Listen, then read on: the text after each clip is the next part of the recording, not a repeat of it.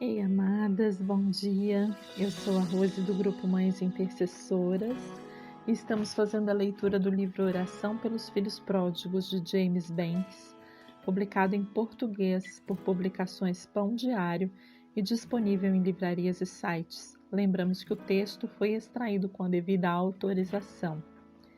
Semana 13, a última semana de leitura do livro.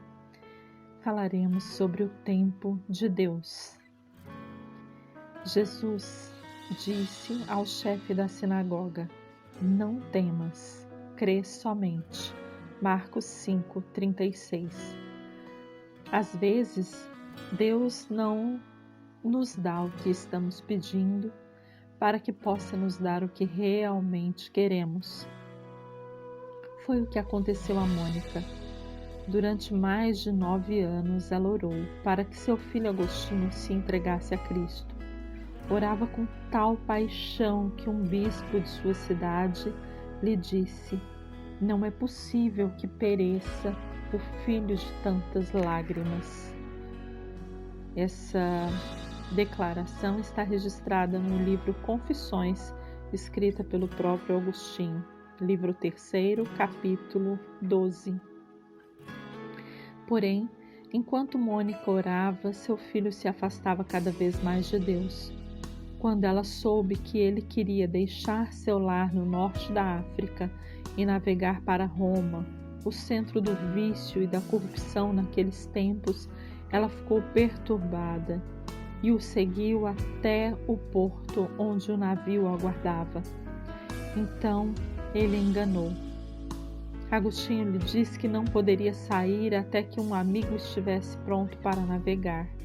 Ele sugeriu que, naquela noite, ela descansasse um pouco numa capela ao lado do porto.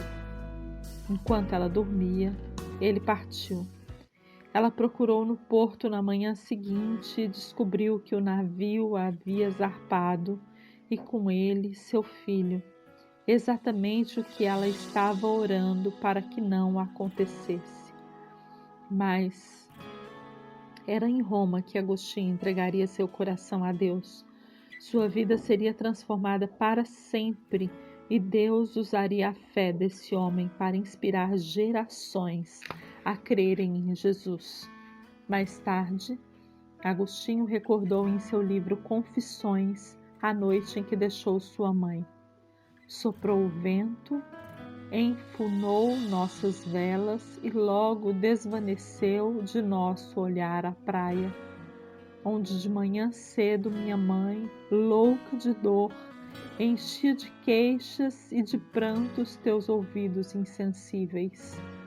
Ele concluiu com perspicácia: "Mas tu, de visão infinitamente mais ampla, entendendo o intuito de seu desejo, não atendeste ao que ela então pedia, para fazer aquilo que sempre te pedia." A referência está no mesmo Confissões, livro 5º, capítulo 8. Quando acontece exatamente aquilo que você está orando para não acontecer, é fácil ficar desanimado. Tenho de imaginar como Jairo se sentiu. Ele foi a Jesus e prostrou-se a seus pés e insistentemente lhe suplicou: "Minha filhinha está à morte. Vem, impõe as mãos sobre ela para que seja salva e ela viverá." Enquanto eles estavam a caminho da casa de Jairo, uma mulher cronicamente doente se esgueirou no meio da multidão e tocou o Senhor. Jesus, reconhecendo imediatamente que dele saíra poder, virando-se no meio da multidão, perguntou: "Quem me tocou nas vestes?" Se eu fosse Jairo, ficaria pensando: minha filha está morrendo e você está parado no meio da multidão para fazer uma pergunta como essa? Até mesmo os discípulos lhe perguntaram: "Vês que a multidão te aperta e dizes: quem me tocou?" Jesus não somente parou, como continuou esperando. Ele, porém, olhava ao redor para ver quem fizera isto. Então a mulher, atemorizada e tremendo, cônscia do que nela se operara, veio, prostrou-se diante dele e declarou-lhe toda a verdade. Para Jairo isso significava mais demora. Então os homens de sua casa apareceram e, pouco compassivos, lhe disseram: tua filha já morreu, por que ainda incomodas o mestre? Jesus ignorou. Ele disse a Jairo: não temas, crê somente. Você sabe como a história da menina termina. Jesus foi à casa de Jairo e os enlutados riram dele. Ele os mandou saírem e trouxe a menina de volta à vida. Marcos 5, 22 a 43. Orar por um pródigo ampliará a sua fé. O que pode ajudar nos momentos particularmente difíceis é lembrar-se de que o tempo de Deus raramente é o nosso. As coisas podem parecer ir de mal a pior, mas Ele tem total autoridade sobre a situação. Quando a esperança parece estar perdida, isso só significa que Deus ainda não terminou. Às vezes, imaginamos por que continuamos orando. Nesses momentos é bom lembrar-se de que a cruel e risonha voz da dúvida nunca tem a última palavra. Essa palavra pertence a Deus. Jesus se move em seu próprio ritmo e nunca se atrasa. Seu conselho a um pai preocupado muitos anos atrás nos fala ainda hoje: não temas, crê somente. Deus é fiel e responderá às nossas orações em seu tempo e sabedoria perfeitos. Sua palavra nos lembra de que os seus caminhos e pensamentos são mais altos do que os nossos. Isaías 55, 9. Ele nunca está afobado ou atrasado, e nada pode impedi-lo de cumprir os seus propósitos.